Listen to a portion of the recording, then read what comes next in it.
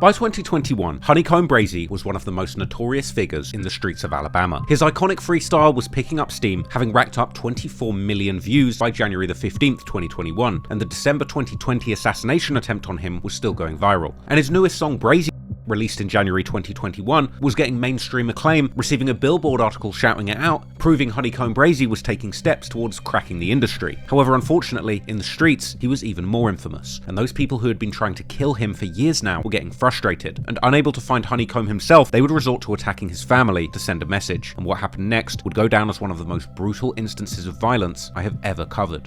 At around 6 p.m. on February the 17th, 2021, a group of armed assailants would pull up to the Happy Hill neighborhood, driving up to the 700 block of Dr. Thomas Avenue North, stopping at the Lewis household, the very same house where HoneyKomb Brazy had grown up most of his childhood. And this is also where his grandparents from his mother's side, Tony and Layla Lewis, still resided. There, this crew of shooters would begin firing into the house indiscriminately, with the neighbors later recalling hearing as many as 100 shots fired. And firing 100 rounds indiscriminately into an occupied home is bad enough already, but what came next shocked everyone, because then the residents of Happy Hill would hear a large explosion, after which the Lewis residence would be seen engulfed in flames. And in the immediate aftermath, one of the witnesses would record the burning house, streaming the chilling scene on Facebook Live for the whole world to see. One lady, allegedly Brazy's mother, could be seen screaming in shock and repeating the phrase, "Lord, why?" over and over again. Lord, have mercy.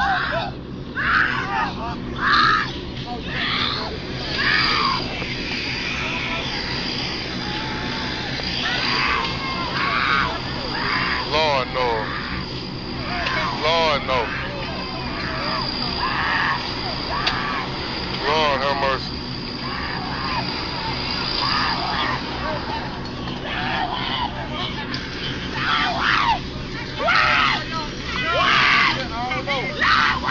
Man, I heard the boom right now.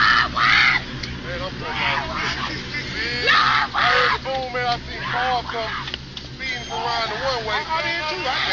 Right back there behind us. This is crazy, man. No.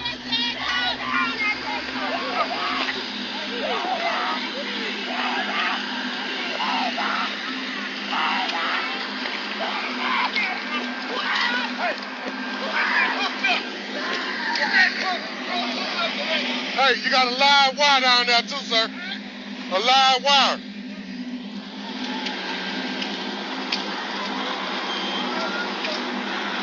Oh my God, Lord have mercy. Man, see about your mama, man. Lord have mercy. No, Lord, no. This ain't the way, Lord. After the flames subsided, the authorities would find remains of the bodies of both of HoneyKomb Brazy's grandparents inside, and soon the Fox 10 News would be reporting on this tragic incident. Breaking now, a gut-wrenching scene in the Happy Hill community. An elderly couple dead after their home explodes. The couple's death now being investigated as a homicide. That's according to MPD. So let me just have you take a look at the wreckage here from the scene. Neighbors said that they heard multiple gunshots, and the agents from the Bureau of Alcohol, Tobacco, Firearms, and Explosives are also investigating. 2 people were found dead in a burning home Wednesday night. Family members identified them as Tony and Layla Lewis, a couple that had lived on Dr. Thomas Avenue for decades. They are the grandparents of rapper HoneyKomb Brazy. Frederick Allison, a cousin of Layla Lewis, lives several houses down the street. He says he heard gunshots and an explosion. I heard a couple gunshots and I heard a big boom. And when we heard the boom, we tried to go down there, open the door. Get to the door. But Allison says the house was fully engulfed by that time. They were good people, man. They didn't deserve it. The aftermath is devastating. The Lewis home completely gone. And the house next door, which also caught fire, is now unlivable. NBC 15 News would also report on a vigil held in the aftermath as locals struggled to process this devastating news. The community came together tonight to honor them with a candlelight vigil. Family and friends say Layla and Tony Lewis will be deeply missed, and they want justice and answers. I know Jesus. He will fix it. Oh, after a while. Friends and family of Leila and Phi-head Tony Lewis are mourning tonight after the couple was found dead after their home burned down on Dr. Thomas Avenue just days ago. Even though this happened the way it happened, it warms my heart that they was together. The Lewises were dedicated members of Pine Grove AME Church. Good-hearted, gold-hearted people, like some of the coolest, most welcoming people you could ever meet. Sweet, sweet, sweet, sweet people. And they were an essential, irreplaceable part of the Happy Hill community. The investigation would eventually determine that the initial shooting is what killed Brazy's grandfather, while Brazy's grandmother was later determined to have been killed as a result of the fire as it spread at a rapid rate, trapping her inside the property. There were first rumours spreading that gunmen had purposely set the house on fire, which even HoneyKomb Brazy himself would refute in a social media post, explaining how his grandparents had been experiencing breathing complications from COVID-19 and therefore had oxygen tanks in the house, tanks which these bullets would ultimately end up hitting, exploding at least one that would then cause a chain reaction, leaving the entire house engulfed in flames. Brazy, who was out of town during this incident, would also pay tribute to his grandparents on Instagram soon after finding out about this tragic scene, as well as acknowledging how his grandparents had indeed died due to getting caught up in his beef in the streets. And he would go on to say how he had begged his grandparents to move out of his childhood home, but they had apparently refused, telling him, if it's our time, it's our time. Brazy would also criticize the Mobile police for seemingly attempting to immediately interrogate him in order to find out more information about the motives behind these murders, with all of this coming at a time when Brazy was simply trying to mourn this enormous loss. And he would go on to imply that he was looking for the offenders who did it himself and hoping to put money on their heads, just like they had done to him. Brazy would go on to make another post saying that he hadn't eaten or slept since getting the tragic news, also commenting on fans who were seemingly telling him to give his ops a taste of their own medicine and kill their families, with Brazy saying that unlike his enemies, he could never do anything to innocent people like the elderly or children. A few weeks after the tragic events, Brazy's grandparents were laid to rest, and footage from the funeral service was shared on social media, showing Brazy with his family and his RN4L partners, as well as his industry friends like Baton Rouge rapper Tech, wearing all white, while traveling to the cemetery in a large convoy where Brazy and his friends would carry the caskets to their final resting place.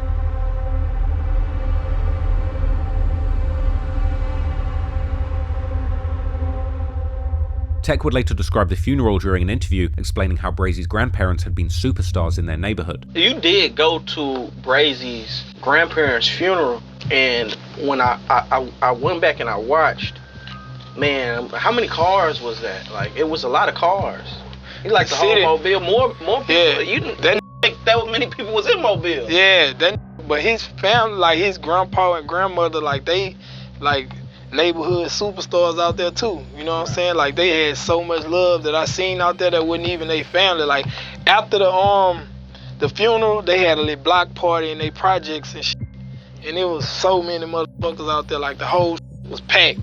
The whole, like, you couldn't even move nowhere. Everybody shoulder to shoulder in that bitch. And it was just all for the love of his grandma and grandpa. Not even because he HoneyKomb, you know what I'm saying? Having been raised by his grandparents, Brazy would understandably be hit extremely hard by this loss. Not only had they raised him like their own son, but they were now taken away as direct retaliation for his antics in the streets. About a week after the incident, Brazy would announce that he had changed his rap name to Nate Dogg Brazy in honor of his grandparents, who had apparently given him this nickname derived from the legendary 90s West Coast G-Funk singer Nate Dogg. However, Brazy would eventually return to his old artist name HoneyKomb Brazy, likely due to legal issues that would eventually force him to once again start his career all over. As time went by, HoneyKomb Brazy would use his music as an outlet to open up about his feelings following the death of his grandparents, like his November 2023 song Letter to God that dropped with a music video that now stands at over 3 million views. And in the song, Brazy admits that losing his grandparents was the worst pain he'd ever felt, while in the video, he can be seen standing outside the ruins of the house that he grew up in, where his grandparents were ultimately killed, a charred husk of a property which is adorned with a handwritten sign saying that they will never forget February the 17th. Brazy also begins the song literally asking God why his grandparents had to die, but at this point in 2023, Brazy's question was merely figurative because law enforcement had indeed already solved the case. In fact, the case was practically solved in real time, because what the people responsible didn't know at the time was that their every move was already being followed by federal investigators from day one, who had been investigating a major drug dealing operation in the city. In February 2022, almost exactly 1 year after the double murder, the police would charge 4 people in connection to the murders of Brazy's grandparents. One of these people would turn out to indeed be Darren "Dee Dee" Southall himself, who was reportedly given 35 years in connection with his drug empire, as was reported in a breaking news update on Fox 10 News. Major breaking news. 4 men now named in the murder and the deaths of rapper HoneyKomb Brazy's grandparents last year. A year and a day after the crime. One of those men is Darren Southall, who admitted to running a large-scale drug operation along the Gulf Coast. A federal judge earlier today sentencing him to 35 years in prison in the case. Darren Southall may be spending more than 3 decades behind bars on that federal drug charge, but his legal problems, well, they're just starting. Now, earlier today, as you mentioned, he was sentenced on that drug case. Southall is also charged today with the murder of Tony and Leila Lewis. 3 alleged accomplices also facing murder charges. They are Terrence Watkins, Jamarcus Chambers, and a 4th man who has not been identified. The killings occurred in February 2021 when gunmen fired repeatedly into the victim's home on Dr. Thomas Drive in the Happy Hill community. An ensuing explosion and fire burned down the home and a next-door house. Mobile County Assistant District Attorney Lewis Walker says he can't go into details about the allegations at this time, but says that the charges represent a major breakthrough. We're very grateful at the District Attorney's Office to be able to, at this point, make and approve charges and to, in light of the Mobile Police Department's hard work and investigation, to hold those responsible for this double murder to be held responsible under the law.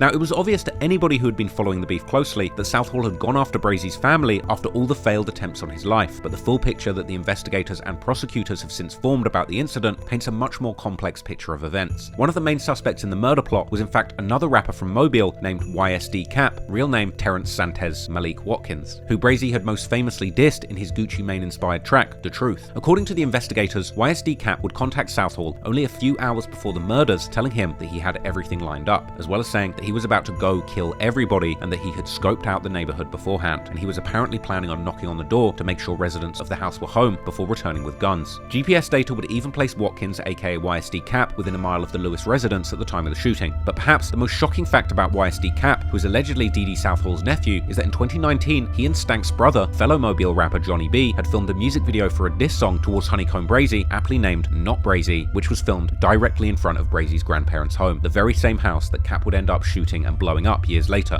And in several parts of this video, HoneyKomb Brazy's grandfather can even be seen walking on the porch of the house, likely concerned about this weird activity taking place in front of his home. I mean, really think about this for a second. Cap filmed this video in front of the house he would later blow up, and in the video, he included the very man that he would kill in that house. Now, if this isn't the ultimate in self-incrimination, I don't know what is. But the beef between YSD Cap and HoneyKomb Brazy has a long history far beyond what the fans could ever know. The beef likely began after the choosing of sides that followed the death of Stank, with Cap, who also hails from Happy Hill, choosing the side of Stank's family, including Dee Dee Southall, who he would eventually also begin to work for as a large-scale drug dealer as part of Southall's massive dope stealing operation. In his 2019 music video for the song Talkin' 'Bout, Cap can even be seen posting up with Southall, which viewers would also note, commenting that this is his uncle that put money on HoneyKomb Brazy's head. Southall and Cap can also be seen together in many social media posts. Cap can be seen at Stank's gravesite together with Johnny B in several music videos, including for a song that was named after Stank's other nickname, Gunna, a track called Gunna Street Dreamer. And in the music video for a song called Still My Dog, Cap can be seen with Stank's family members singing Happy Birthday on Stank, aka Gunna's birthday, with the video also showing family members wearing custom tribute shirts for Stank. However, the beef has much more layers than just the death of Stank, as it also likely relates to Stank's brother Johnny B, who raps together with Cap on the Brazy diss song Not Brazy. Johnny B himself has dissed HoneyKomb Brazy numerous times on social media following Stank's death. For example, when someone close to Brazy was killed, Johnny would seemingly imply how it made him smile knowing that he died the same way as Stank. Then, a few months before YSD Cap and Johnny would drop their song dissing HoneyKomb Brazy, Johnny would seemingly describe the music video shoot, referring to the fact that they shot part of the video in front of Brazy's grandparents' house, even saying that next time they're going to shoot a video in front of Brazy's mother's house. Now, this post sounds particularly ominous given the fact that Brazy's mother's house had also been shot up at least once, as Brazy would mention in a 2018 Facebook post. And more unfortunately, her home would be shot up many more times afterwards, as she would tell NBC 15 News in 2021 after the murder of Brazy's grandparents.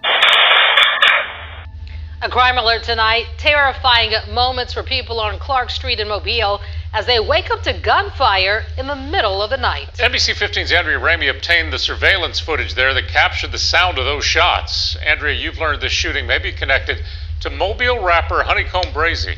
Yeah, that's right. You may recall that homicide detectives are currently investigating the deaths of his grandparents that happened back in February. Now the rapper's mother believes that she was the target of last night's shooting. In this surveillance footage NBC 15 News obtained, you hear 5 shots fired on Clark Street at 2 in the morning. They came back They keep shooting up your home. And I don't even live here because I had to leave because of that, but them fresh bullets. Tanisha Jones believes her home was the target. She wasn't home when the shots were fired, but had been at the home yesterday and believes people saw her there. They shot it up again. I can tell. I came here yesterday. And those weren't there yesterday? Not this glass, none of that. Jones says this isn't the first time her home's been shot. And how many times do you think your home has been shot at? For sure, I know it's 3, but now I know it's 4 times. Why do they keep targeting you? I don't. Because they want my son, Nashawn Jones, dead. Her son, Nashawn Jones, a local rapper, is also known as HoneyKomb Brazy. I'm kind of like shaky. I'm kind of like nervous. I'm kind of like upset. And I lost everything. YSD Cap would also make some ominous references to Brazy's mother during an Instagram live not long before his grandparents were killed, as he would first say how his mother is proud of him, but his ops can't say the same. Cap would then proceed to seemingly imitate Brazy's mother, berating Brazy for getting involved with some dangerous people. The implication being that Cap might well have had something to do with Brazy's mother's house also getting shot up. Y'all don't know how that feel when your mama says she proud of you. See, y'all mama can't say that. She said y'all got the Taliban as a childhood. Y'all mama ain't proud of y'all. My mama proud of me. Your mama, y'all mama be telling, they mama be telling them, I don't know what you done got into, but these boys is not playing. My mama like, I'm so proud of you, son. They mama like, boy, you need to sit your head down somewhere.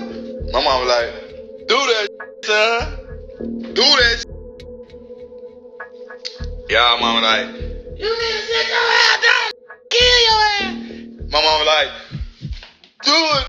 Boy, I raised the man. Tell it.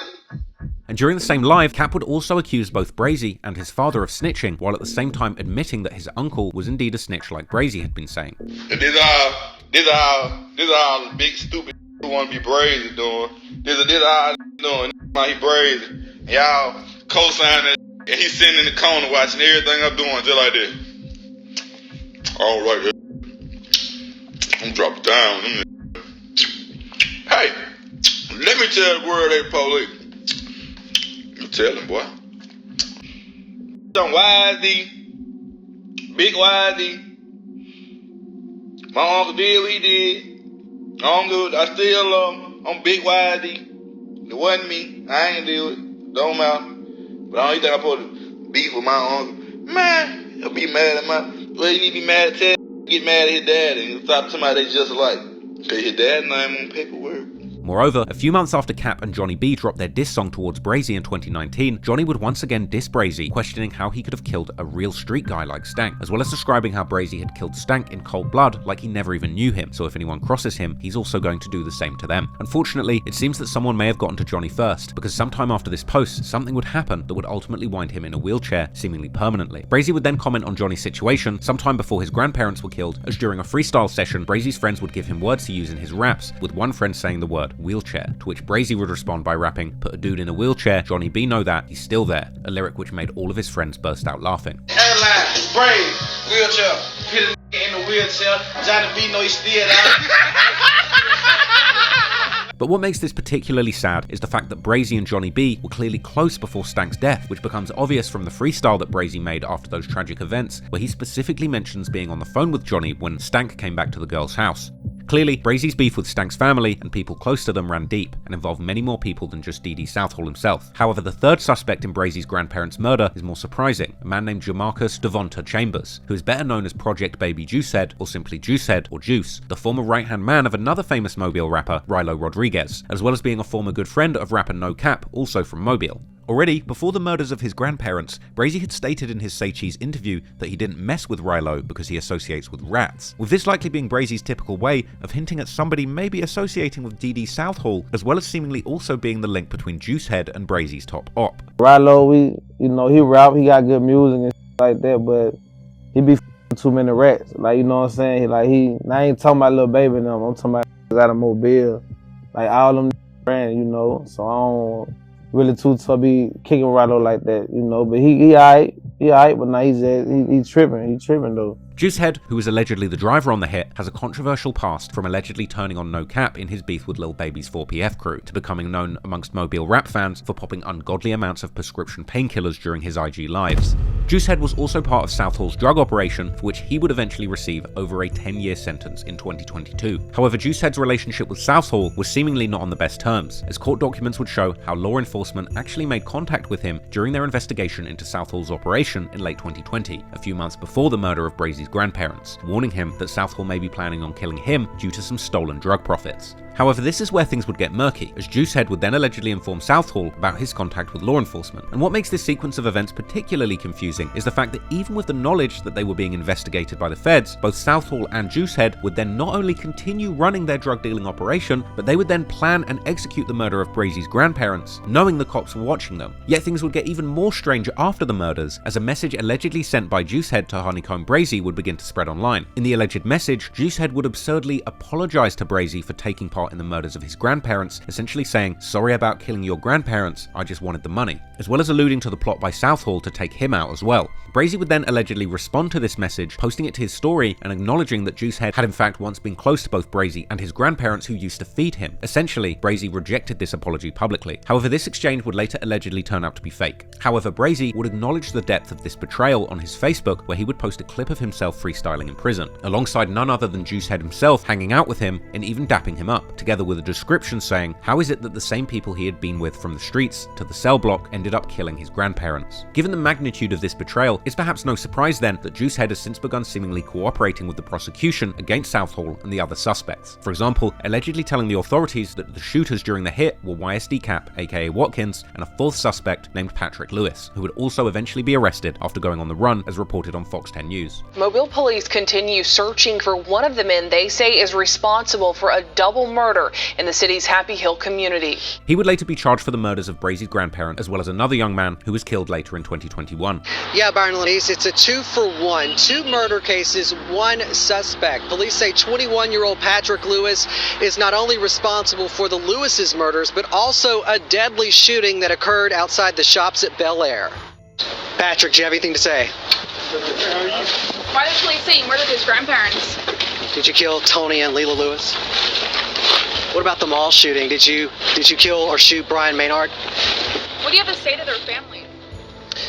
Patrick Lewis, there being escorted to a patrol car, had nothing to say to our cameras. His arrest comes a week after 3 other people were arrested and charged with the murders of Tony and Leila Lewis.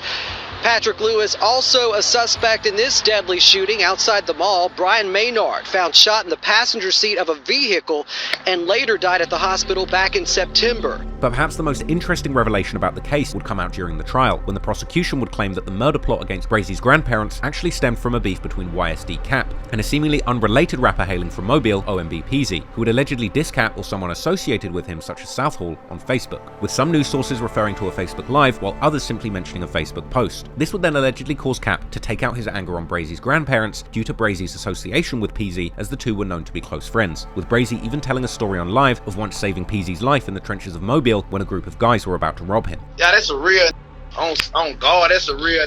He 100. I put up for him up. He came to them trenches on blood. I'm in that whole shooting dice. I'm shooting these up. I'm trying to some, and I got money on my head. Yeah, in Mobile, Alabama, money on my head. I'm in a dice house with like 50 on guard, and I'm knowing that money on my head, but I don't care about that because I know I'm protected by the shield. See, when you protected by the shield, you can't get killed. That's what y'all don't know. That's a secret to this. You know what I'm saying? But yeah, I'm in that whole shooting dice on blood. I'm gonna tell you why I went up there with the cake. I'm in that whole shooting dice. I come in that hole. I hear like what peas upstairs. What that icy too. He got the ice on. In his pocket said fat. What y'all wanna do? I'm like, what? What y'all? I'm like, who upstairs? I don't know they talking about OMB peas. I'm thinking they talking about another peas. I'm like, I know peas is staying in California. I know peas ain't down there in Mobile right now. Like, ain't no way he down here. Especially up there with her. I'm like, ain't no way peas up there with her. Like, no. But this was true. You hear me? So I come, I'm like, no, that my dog. Ain't nobody finna with peas. I grabbed the stick in my Glock. Put my Glock on my waist, grabbed my stick, and I shot upstairs where he was, knocked at the door. I had to knock about 50 times though. Like, they ain't saying nothing. The hoe ain't saying nothing. He ain't saying nothing. I know he had that whole clutching, though. He was clutching when I walked in. He had that hoe in his hand. He really thought he was finna go down on blood. So it's like, I knocked at the door, boot. They won't ever say nothing else. So I said my name, like, man, this HoneyKomb, man, open the door. Y'all tripping. Then when they came, open the door. Fall in the hole with the stick. 100 rounds there on my mama. Like, yeah, hey, boy, straight. Them niggas downstairs ain't talking about nothing. Like, I'm down there with them. I'm here all night till you leave. I ain't gonna leave you on dead. I ain't gonna leave you. I ain't gonna leave you till I ain't gonna leave you till you dip on my mama. Just on the screen, I heard what the said. So ain't no way I just got down leave my dog. Like, no way, yeah, on my soul. Without knowing more specifically what exactly took place, it's hard to imagine how Peasy's Facebook activity could trigger a murder plot towards Brazy's grandparents, which is why many fans have found this part of the story particularly confusing. Likely this is really a matter of what the mobile police and prosecutor are able to prove with their limited evidence received from the feds, with the information they have likely not covering the years of bad blood and violent encounters between Brazy and Southall's crew, which we've broken down in this video. With Peasy's Facebook activity at the time and Cap's reaction to that activity perhaps simply coinciding with the events that would have unfolded anyway due to this ongoing beef. But whatever the case may be, it appeared that at least for the time being, the years-long war between Southall and HoneyKomb Brazy had finally come to an end, as Southall and his main associates will ultimately end up spending years, and in Southall's case, decades behind bars on the drug dealing charges alone, with those sentences likely being a drop in the ocean compared to the sentences that await them if they're found guilty on the double murder charges of Brazy's grandparents. However, while Brazy's biggest ops would finally be off the streets of Mobile, his second biggest enemies, the Mobile police, were once again right on his heels, and only a few months after the tragic death of his grandparents, Brazy would once again find himself inside Alabama's most notorious correctional system.